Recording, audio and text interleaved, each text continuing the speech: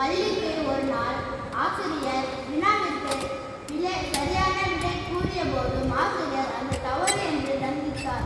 பின்பு அதே ஆசிரியர் தனது தவறை உணர்ந்து பிள்ளையின் வீட்டிற்கு சென்று மன்னிப்பு கேட்டார்.